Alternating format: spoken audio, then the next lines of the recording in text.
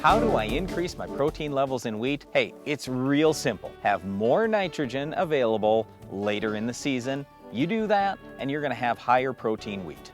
You know, there are a few other things, Brian, and I agree with you. We definitely need that That's by nitrogen. far and away number one. So let's say on a scale of 1 to 100, and all the things are going to add up to 100. Points total, if there's 100 points total, I'd give the nitrogen thing 93 of them. See, I'd give it 70, and the reason why I say that is because we've got to have good plant health. You can't have bugs, you can't have disease, you've got to have a very healthy flag leaf, and you've got to have a healthy plant. See, I disagree with all that, because even if you have, well, seriously, because all we're talking about here is not yield. All we're talking about is protein. So if I have ample nitrogen in the soil, I don't care if I had all those things and my yield just went from 100 down to 30. If I have ample nitrogen at the end of the season, I'm going to have a higher protein level. Well, you certainly need the nitrogen. That is by far and away the number one factor. And so how do you get that? That's the question. All right, well, I put a whole bunch on at planting time. How much of that will be left? You know what? Probably not enough. Well, tell me how much rain you're going to get during the growing season, and tell me what your soil's holding capacity is. Even with that, let's say, all right, I'm in a dry area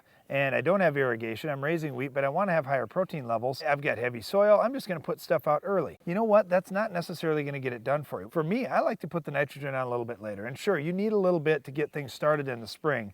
But I'm big on stream barring mid-season and late season. That way we can kind of delay. Let's just put a little bit of nitrogen out there as we need it so we don't get all this extra vegetative growth that we don't need, and we get more of that focus on the head.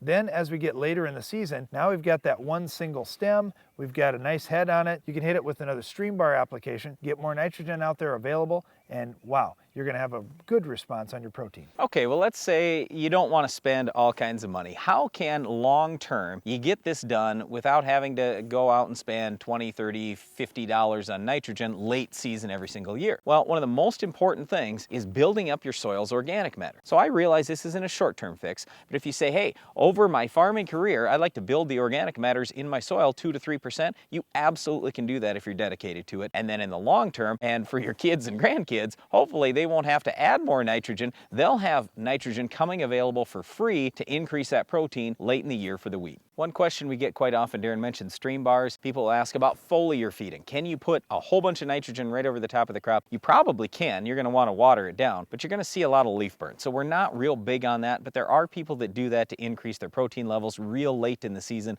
We prefer stream barring, seeing that nitrogen get washed in with some rainfall and getting taken up by the plant. So we think that's a better way to do it, but if you want to, you certainly can try some foliar feeding on your farm. You certainly can improve the protein levels in your wheat by getting nitrogen availability late in the season through building up organic matter levels in your soil over time, and also application of nitrogen late in the season. Well, one of the problems with putting more nitrogen on is you may see a few more weeds in your crop. We'll tell you how to stop them coming up next.